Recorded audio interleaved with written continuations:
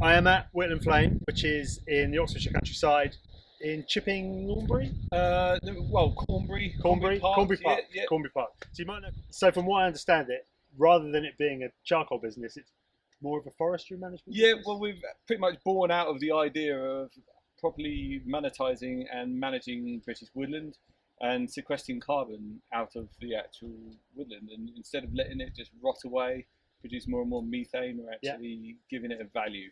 Which essentially, if we did that all over the country, we'd all be a lot happier and the woodlands would be in a lot better place.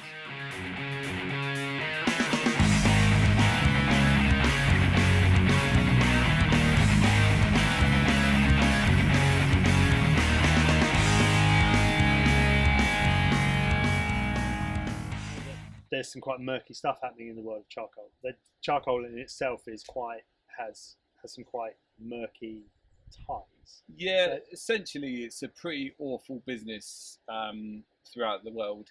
The way it's made, a lot of the time, is just terrible, terrible pollution. A lot of smoke, a lot of particulates just getting yeah. chucked straight into the atmosphere. A lot of methane, a lot of sort of different hydrocarbons. So how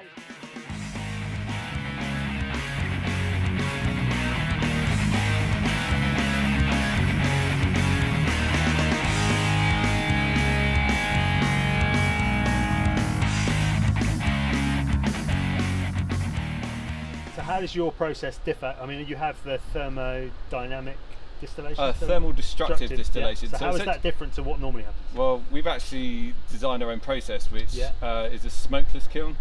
So the way we actually make our charcoal, we don't actually put anything into the environment apart from a little bit of carbon dioxide. Yeah. So we actually distill the wood, separate it into different parts, and carbon is just one of those many parts that we actually separate the wood into. So is it a carbon positive process that your charcoal making? Yeah, so we are absolutely sequestering carbon. I mean, if you don't burn it, essentially, so if we make the carbon as charcoal, essentially we can put that straight back into the ground, and then we are just taking carbon out of the atmosphere, Right. and then So that is really sequestering it. fascinating. Yeah. So okay, people use it to cook the food, which is very nice, but what we are actually doing is taking all of that carbon, all of that the atmosphere, using basically the sun, these lovely little solar panels. They're clever, aren't they? These little things.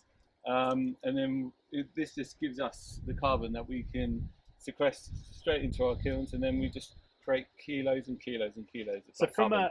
From a forest management point of view, on a sort of national scale, they should have operations like yours built into them somewhere in order for them to function properly. Yeah.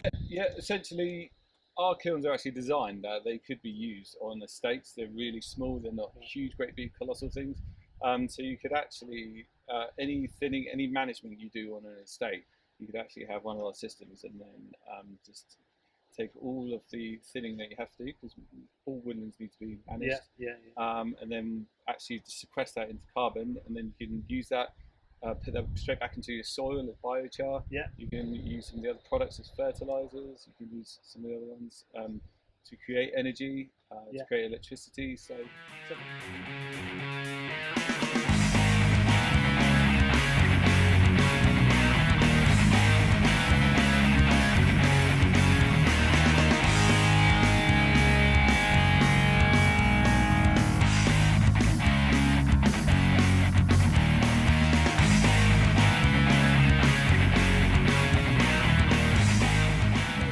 but with all of that said about the carbon cycles and the forestry management and all those things, that's all great, but most people just want to cook with it. So why is yours the best to cook with? well, we actually so our kilns are very closely controlled. Yeah. And we make our chocolate in a very controlled manner. Lignin is the thing I wanted to get to. So talk to me about lignin. So lignin is what makes a tree look like a tree. It gives it its flavour, gives it its shape, gives it its density, how it looks, shapes the bark. You know, it is the makeup of the tree that, you know, shows us that a tree is a tree. So whenever you're using different woods to cook with, to smoke with, you are ultimately using that lignin within the wood to flavour your food, or to... And the lignin levels are different in different types Yeah, of trees? absolutely. So oak we have here, really high lignin content. Yeah. So you get a lot sort of much darker smoke, a lot stronger flavour. It's a dense charcoal as well.